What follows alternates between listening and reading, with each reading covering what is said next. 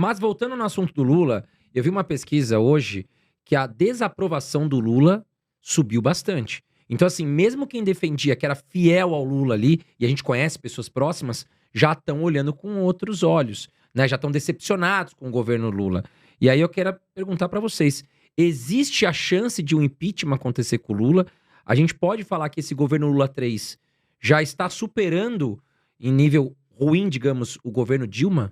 O que vocês acham de tudo isso? Olha, eu participei ativamente, né, do processo de impeachment da Dilma, e o primeiro ponto que eu coloco para você é o seguinte: há bastante manifestação em rede social pedindo o impeachment do Lula. Agora, é completamente diferente você ter manifestação em rede social e você ter gente na rua, né?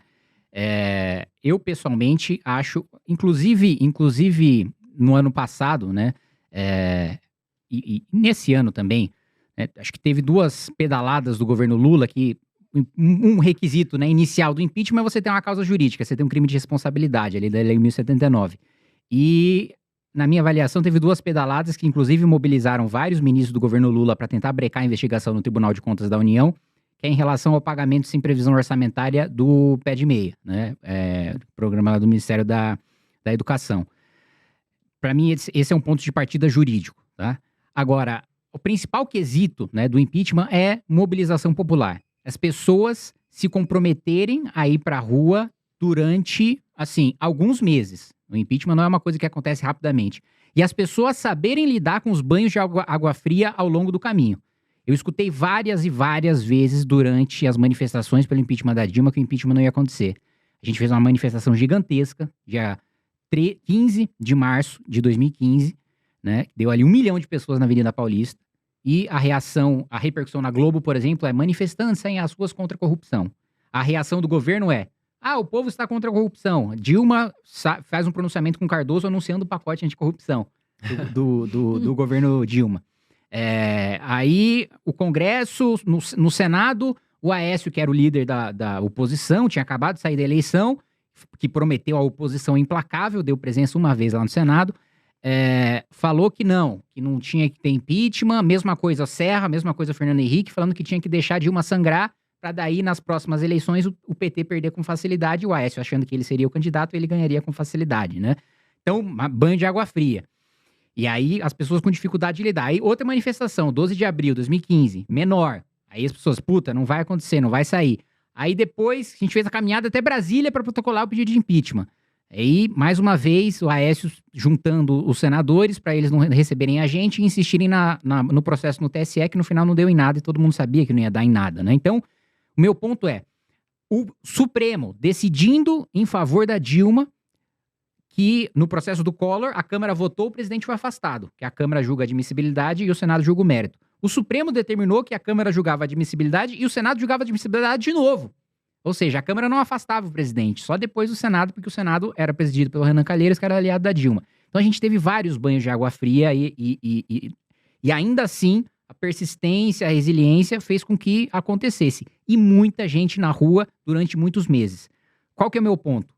Para acontecer, as pessoas têm que ter mais do que disposição de falar mal do governo Lula em rede social, de pedir impeachment do Lula em rede social, mas demonstrar que existe mobilização popular suficiente para a gente não fazer manifestação grande, para a gente fazer manifestação gigantesca. E a gente não pode errar. Por quê? A manifestação é como se fosse uma arma no coldre. Se a gente tira a arma, e a arma é muito menor do que o governo estava imaginando, se a gente faz uma manifestação média, 200 mil pessoas, que é muita gente, mas é uma manifestação média para derrubar um presidente da República. É um fracasso. É um fracasso. É o governo ganhando força no Congresso para aprovar o que quer. Você fala, o governo não tá aprovando o que quer? Não, a gente barrou PL da censura. O Léo tava falando agora sobre a Lei Rouanet, eu lembrei dos VODs que iriam também colocar a cota mínima nos streamings, no Netflix, no Amazon Prime e tal, de produção nacional. E ainda focando, né, em grupos de representatividade, indígenas, quilombolas, etc. e tal, sempre voltado para aquelas ONGs que vão receber o financiamento do governo para depois apoiar o PT nas eleições, né? Então, a gente tem vitórias importantes dentro do Congresso Nacional que acabam completamente, a possibilidade de a gente ter essas vitórias acaba completamente se a gente faz uma manifestação média.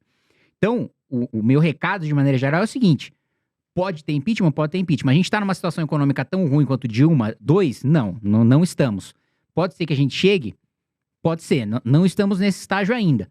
Agora, as pessoas precisam demonstrar manifestação de ir pra rua durante meses, sem perder o ânimo, sem perder a esperança pra gente derrubar o presidente da República. E a gente não pode errar. A gente só pode chamar manifestação quando a gente tiver certeza de que vai ser gigantesco. Ok, mas aí não falta. Por exemplo, na época, vocês foram pra rua e vocês começaram porque eu fui muitas vezes pra Paulista também. Mas tá faltando uma liderança, eu sinto. Porque o povo às vezes quer ir pra rua. Mas falta um movimento organizado, como aconteceu em 2015, pra puxar essa galera, essa turma. E muito, talvez, seria puxado pelo Bolsonaro, mas o que eu sinto, que as pessoas sentem, é que ele tá amarrado. De alguma forma. Colocaram ele contra a parede, talvez tenha alguma coisa muito séria contra o Bolsonaro, que ele não tá conseguindo se expor aí. Então, o que vocês acham aí? Quem que seria uma liderança? Quem que poderia ser esse time que faria algo organizado? Porque as pessoas às vezes estão dispostas a ir pra rua. Só que elas, poxa, mas como é que é? Quando? Como é que a gente vai fazer? Entendeu? Elas precisam de alguém pra puxar isso, né, Léo? Não, de fato, na direita ali, você vai ter agora interesses difusos e talvez falta uma hegemonia de pensamento ou de objetivo igual tinha em 2014. Eu queria adicionar um ponto do que o Kim falou, dessa questão do impeachment, que é pra gente... Porque vamos supor que tudo bem, então as pessoas foram pra rua, e daí o Lula foi lá e sofreu impeachment, e daí a transição é difícil, né? E a gente tá vendo o exemplo do Canadá agora, que mostra o Trudeau saiu e segue o jogo, normal. Esse é o benefício do parlamentarismo. E daí o Brasil tem vários problemas, e assim, eu sou do Partido Novo, o Lula, o primeiro mandato dele completou 22 anos agora, desde que ele entrou no primeiro mandato. Ele entrou em 2003, né, assumiu em 2003, e nós estamos indo para 2020, nós estamos em 2025, deu 22 anos ali completos, e dos 22 anos, o Partido dos Trabalhadores ficou 16 no poder. É muita coisa. 73% do tempo. E não fizeram nada. Exato. Em 2026, vai ter dado 24 anos, que o Lula assumiu a primeira vez, e o PT, 18. Isso é 75% do tempo. Quer dizer, eles ficaram 75% do tempo no poder. Então, vamos ver se todas aquelas promessas dele que eles falaram, se o Brasil tá melhor. Foi o que eu falei. Um país com o maior número de segurança de assassinos no mundo, de assassinatos no mundo, educação não vai bem, Saúde também. Saúde não vai bem, a Moeda gente desvalorizada. saneamento básico, os avanços que tiveram no Brasil foi contra a vontade do PT, que foi independência do Banco Central, foi Plano Real, foi marco de saneamento, diversas coisas. Então, tudo isso para dizer que eu não vejo que esse governo tenha a mínima capacidade de resolver os problemas do nosso país. Ponto. Mas que o Brasil também tem muitos problemas que, independente de quem sentar lá na cadeira, vão continuar. E daí o Kim vê mais do que eu, que é, por exemplo, esse presidencialismo de coalizão. Que o Bolsonaro sofreu muito isso. Que é quem senta lá na cadeira, não consegue fazer as políticas públicas porque você tem agora recorde de emendas.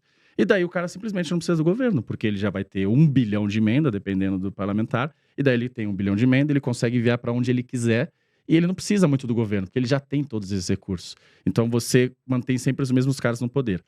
Então, eu acho que o presidencialismo, do jeito que tá, a gente vai lá, tira o Lula, eu vou ficar feliz, mas vários problemas vão continuar.